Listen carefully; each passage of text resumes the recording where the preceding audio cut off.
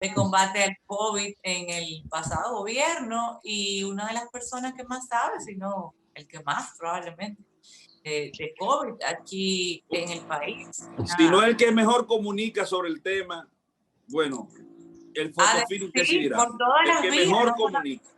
No solamente Doctor, por los medios tradicionales, sino doctor, que en las redes es una referencia obligada para uno estar informado. Yo quería preguntarle al doctor si puede poner horizontal su cámara, porque aparentemente claro. está en el teléfono. Y ahí. Sí, ahí exactamente, está ahí se ve bien. mucho mejor. Buenas tardes, doctor. Gracias. Hola, buenas tardes. Gracias por la invitación. Déjeme decirle algo.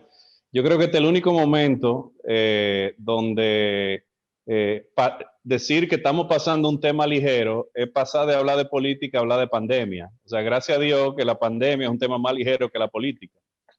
No, pero ¿y quién dijo que vamos por un tema ligero? Yo no dije eso.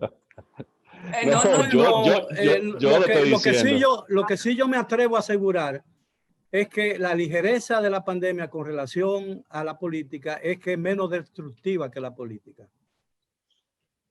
Sí mismo. Bueno, en verdad yo creo que no se pueden separar, de hecho, que hay mucho de político en el manejo de la pandemia. Yo creo que no hay forma de separar. Eso es un decir, digo yo, ¿no? Sí. Doctor, yo tengo una preocupación antes que le inicie. Adelante, Valentín. Desde el punto de vista científico, si se ha tomado en consideración una preocupación que yo tengo en términos personales, que tiene que ver con el huésped. El huésped que se convierte en transmisor o foco infeccioso del virus. Yo, por ejemplo, tengo una gran resistencia. Yo nunca he escuchado que nadie hable al respecto. Tengo una gran resistencia, yo estoy fuerte. El virus viene, me afectó. Yo fui casi asintomático porque yo estaba en unas condiciones de salud que me permitían a mí lidiar con el virus internamente, sin mucho, pero yo contagio a un tercero. El hecho de que yo sea resistente al virus, de alguna forma lo potencia para que la persona que lo reciba sea mayormente afectada. Eso se ha estudiado. O al revés. Imagínense que ahí me dio y me diezmó en lo absoluto. Y también contagio a una persona. El hecho de que yo haya luchado más contra el virus, con el virus, y me haya afectado a mí en términos personales como huésped, cuando se lo transmite a una persona, ese virus es más letal o menos letal, o sea, más dañino o menos dañino. Eso se ha estudiado. Mira, yo puedo quizá conectar unos cuantos puntos con esa pregunta,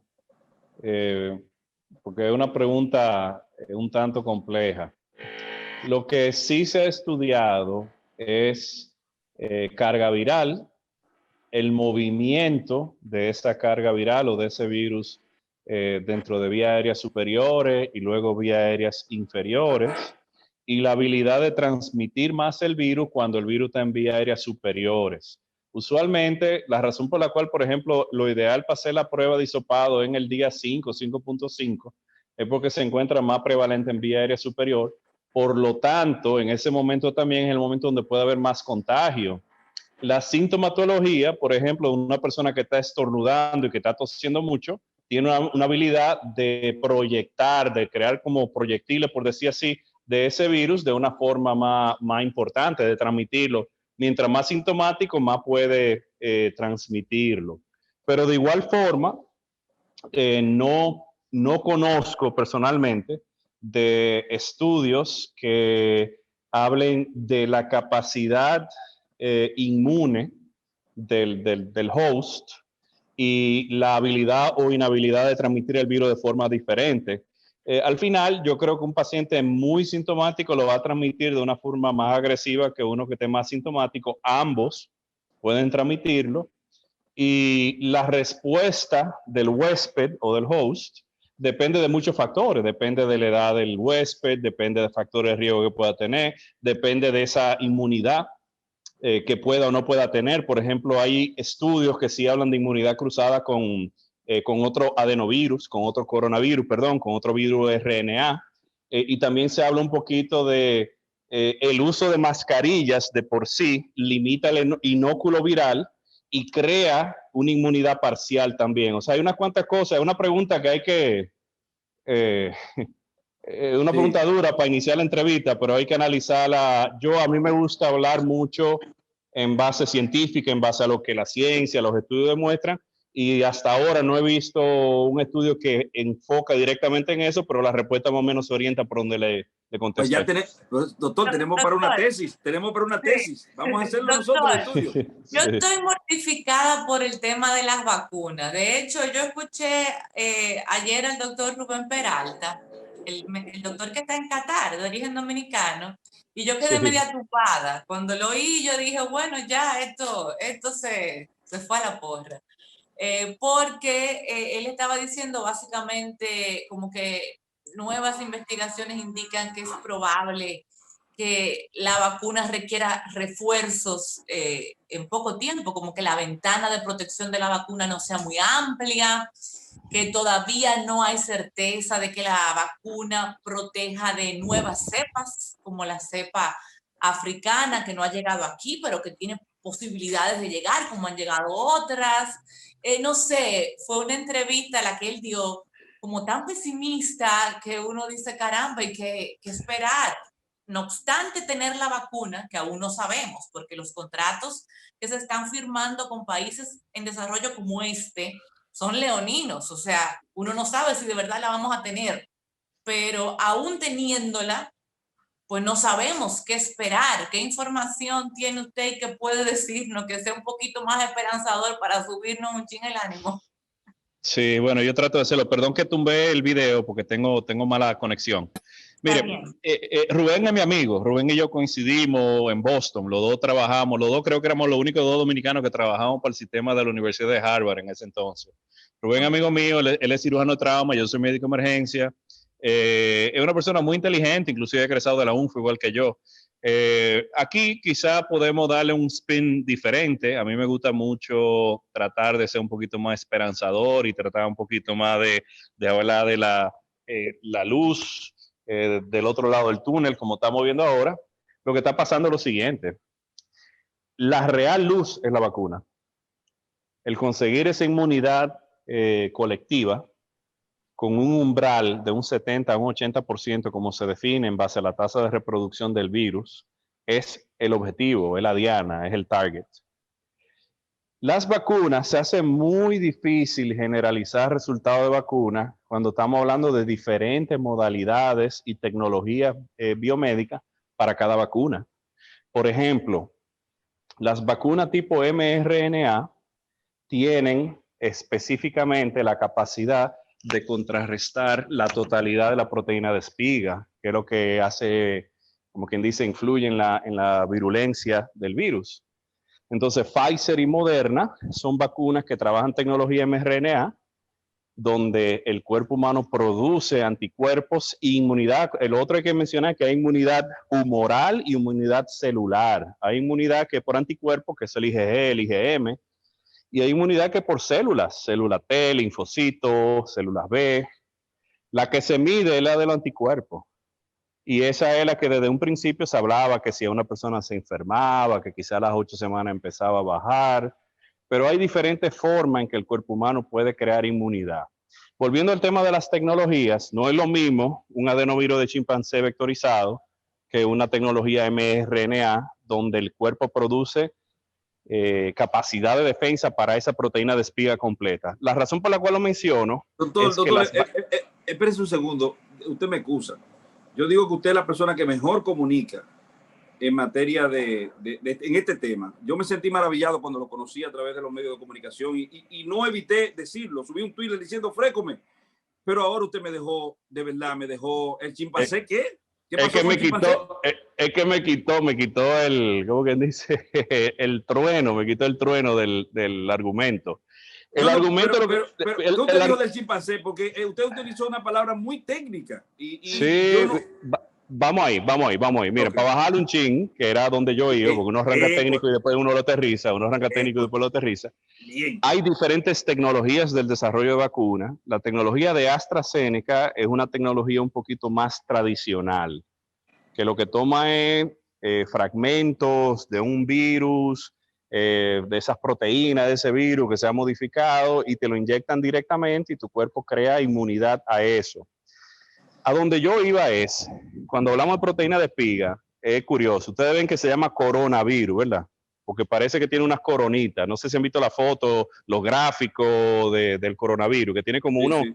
como un espigoncito. Esa es lo que se llama la proteína de espiga. Si las vacunas que se basan en tecnología mRNA actúan directamente sobre esas espigas, todas las espigas, o sea, o la totalidad de la espiga, por decirlo así. La razón por la cual quería entrar ahí es porque hay que ser muy preciso y aclarar que las variantes, que si la variante, perdón, de Sudáfrica o la de Inglaterra, la B1117, tienen una virulencia diferente. La variación de esa variante es un pedacito de esa proteína de espiga, no la totalidad, no el epigón, por decirlo así, entero. Y las vacunas están diseñadas, algunas, para atacar la totalidad de esa proteína. O sea que el argumento de que no se sabe si la vacuna va a funcionar y no va a funcionar, es un argumento parcial porque depende de qué tipo de vacuna estamos hablando, depende de cuál es variante, y al final, a donde yo quería ir, como me gusta ilustrar más con ejemplos, miren el ejemplo de Israel. Israel hizo una campaña agresiva de vacunación ciudadana, e Israel en las primeras semanas de esa campaña agresiva de vacunación ciudadana encontró hasta una reducción de 50% de la tasa de reproducción del virus. Entonces, al final, la esperanza es la siguiente. Independientemente haya una inmunidad parcial o total, independientemente esa inmunidad cubra lo que son los anticuerpos o las células, la real esperanza que tenemos con esta pandemia es la vacunación y el esfuerzo de que tengamos esa inmunidad, hagamos una mitigación y una reducción de esa positividad y en base a eso podamos lograr lo más próximo a una normalidad lo más rápido posible. Doctor, pero se podría señalar que hay una vacuna, de acuerdo con lo que se sabe de esas vacunas, de las que están siendo mencionadas. ¿Hay algún criterio con relación a cuál de ellas podría ser más efectiva que las otras? ¿Y cuál, Sí. en el caso hipotético que nos toque elegir entre ellas, cuál usted cogería? Bueno, mire, el tema es, de nuevo, la pregunta es un poquito compleja. La efectividad de la vacuna con las cepas conocidas ya se sabe. Se sabe, por ejemplo, la efectividad de Pfizer, de Moderna, de AstraZeneca, de la misma Sinovac China, de Sputnik 5, que la rusa. Esa efectividad se sabe, se sabe. Ahí estamos hablando de Johnson & Johnson. Johnson & Johnson no ha salido todavía, no han abierto la data, no la han hecho abierta con los resultados todavía. La esperanza de Johnson & Johnson es diferente porque Johnson & Johnson implica una sola dosis y por ahí es que mucha gente cree que va a ser más exitosa porque arrancar una campaña de vacunación para 7,000 millones de personas, donde estamos hablando de 14,000 millones de dosis, es mucho más compleja que de repente arrancar con una sola dosis. Esa es la real esperanza con Johnson & Johnson. Las otras sí requieren dos dosis, inclusive hay muchos argumentos, que sea a las 2 semanas, que sea a las 3, que si se puede a las 6 semanas. Yo lo que quiero quizá aclarar, el argumento de las variantes nuevas todavía se tiene que evaluar la efectividad porque la mayoría de los argumentos son hipotéticos hasta ahora. Y en cuanto a preferencia, yo no quiero hablar de mi preferencia individual, porque tengo razones para querer y para no querer todas, pero al final ya yo me vacuné. El tema acuérdense que yo trabajo en Estados Unidos era mandatorio para nosotros, o casi mandatorio, por decirlo así. El tema de qué vacuna yo prefiero. ¿Con cuál se vacunó? ¿Con cuál se vacunó? Con la que me tocó, a mí me tocó fue Moderna. No, ni siquiera Pfizer. Yo me vacuné con la que me tocó. A mí me tocó y no me dio una opción. ¿Usted está en el país o está en Estados Unidos en este momento? No, yo estoy en el país ahora. Lo que le quería decir es que yo, para hablar de estos temas, prefiero ponerme el sombrero de salud pública, donde se está hablando de un beneficio mayor para una población mayor y no mi perspectiva individual. Yo entiendo que cada vacuna tiene su pro y su contra. hay un tema de acceso, de costo, de disponibilidad, y más que nada, de las vacunas seleccionadas por el Estado, la Pfizer, la AstraZeneca y el mecanismo COVAX, yo estoy seguro que van a tener una muy buena efectividad. Lo que sí quiero decir, aprovechando que es un tema muy caliente ahora y quizá es el último puntico que quería tratarle, es que la semana pasada el director general de la Organización Mundial de la Salud alertó que existe un tema de inequidad global con el tema de acceso de vacunas. Alertó que los países desarrollados, como quien dice, están chupando toda la producción de vacunas, dejando a los países de pequeño y mediano ingreso expuestos sin disponibilidad de tener esas vacunas.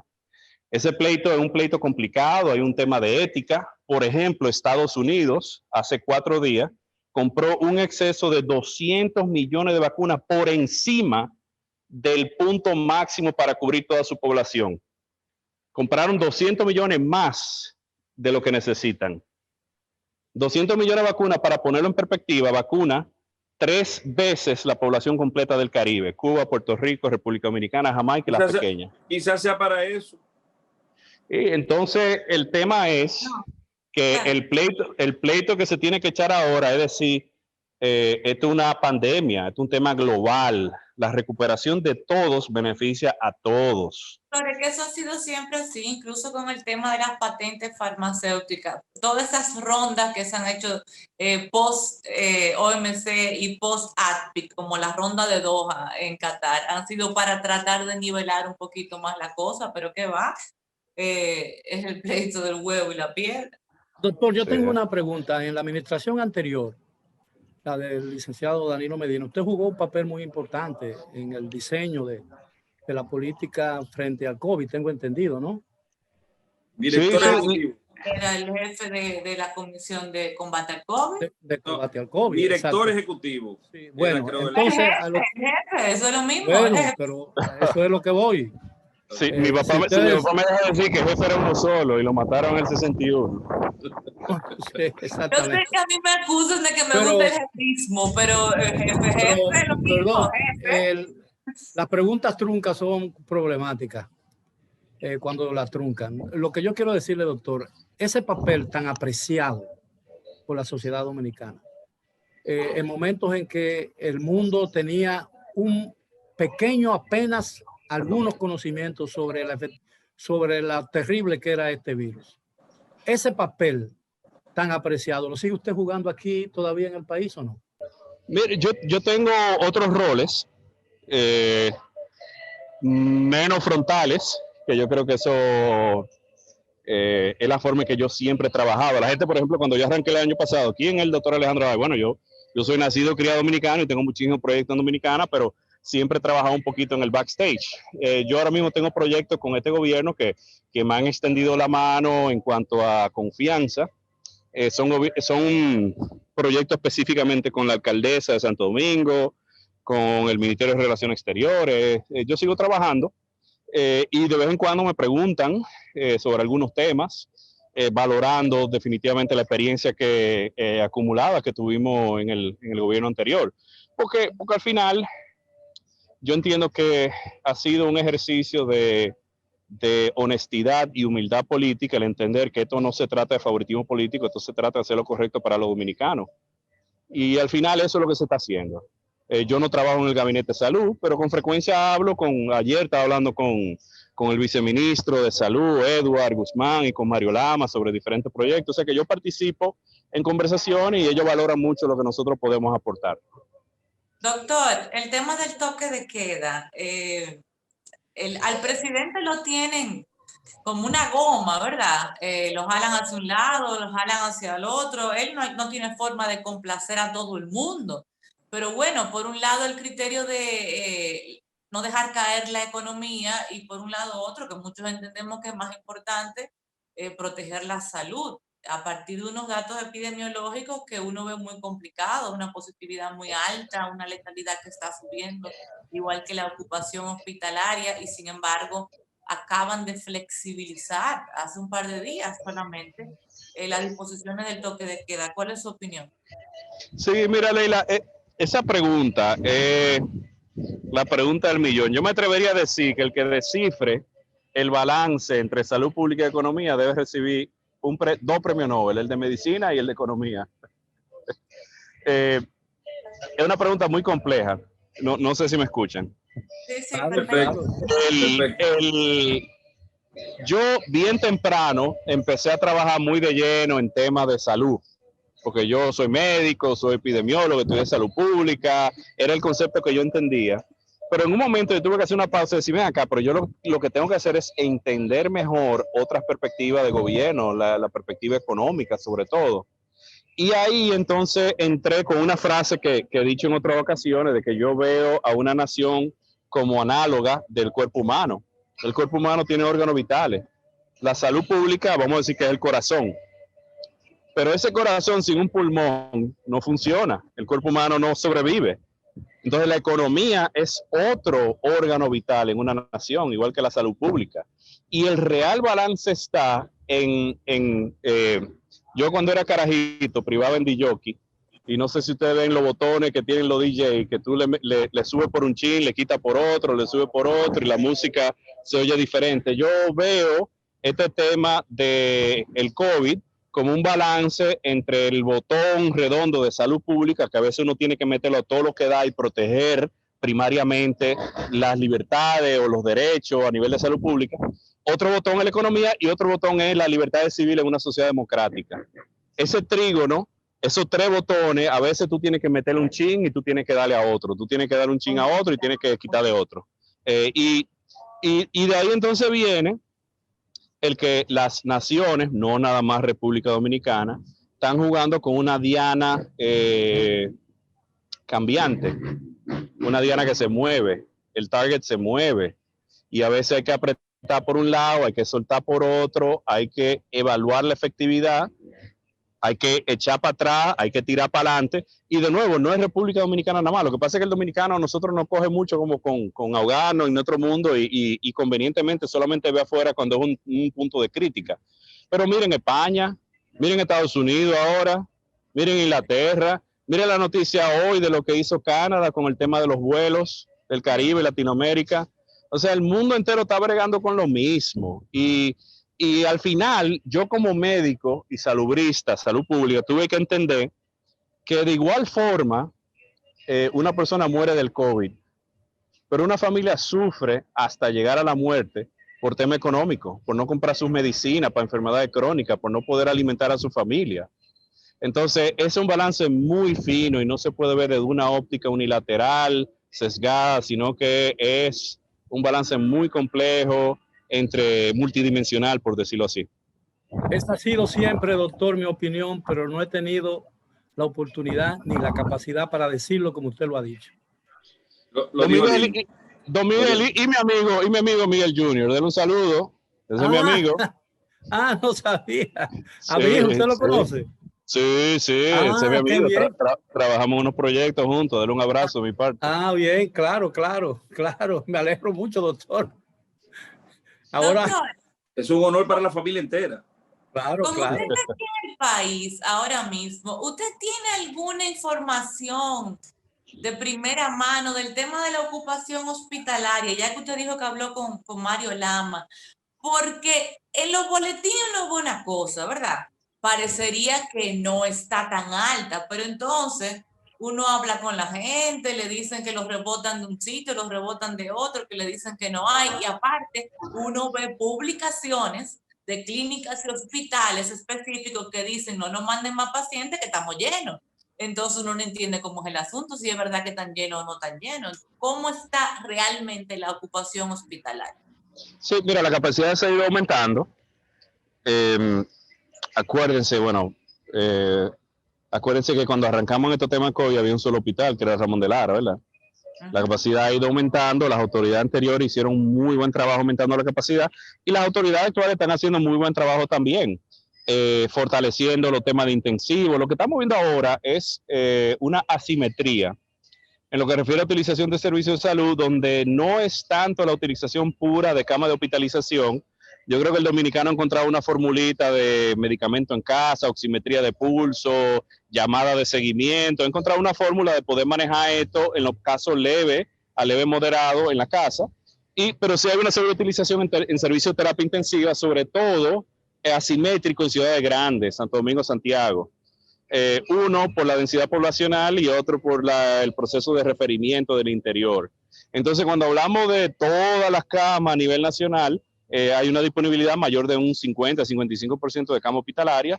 Cuando hablamos de cama de UCI, ya hay un aumento en la utilización que sobrepasa el 55-56% la última vez que chequeé. Pero si hacemos una segmentación de esa data, específicamente en Santo Domingo y Santiago, ahí donde hay más estresado el sistema, por decirlo así. Pero todos los días se ve inclusiones nuevas de camas y equipo. Pudieron ver la noticia hoy buena de la inauguración formal del Hospital Cabral Ibáez de Santiago, que trae una dotación de cama importante. El Hospital de Bonao, que abrieron hace una semana. Y de nuevo, esas son cosas interesantes, son trabajos que inició el gobierno anterior y que este gobierno catalizó su apertura para poder lograr una buena cobertura. O sea, fíjense a donde yo quiero ir. Yo veo que estos temas de salud, yo veo que el COVID, el revestimiento de plata que nos está uniendo a todos bajo un denominador común. Todos queremos salir de la pandemia, independientemente de colores políticos, independientemente de interés, independientemente de estado socioeconómico. Y ese tema de cama, viene que hay una red público-privada, viene que se está fortaleciendo. O sea, yo quiero quiero ser un poquito más alentador y quiero quizá dejar esta entrevista con un tono más positivo. Muy lindo eso que usted dice, doctor, pero sin olvidar el hecho de que aquí, desde un litoral político, se dijo que aquí no había nada, que aquí no había problema, que eso era mentira, que eso era un tema politizado, el tema del COVID. Digo, sí, el COVID lo descubrieron las actuales autoridades el 17 de agosto. Mire, yo le voy a decir algo. Ahí hay un tema de asincronía y yo creo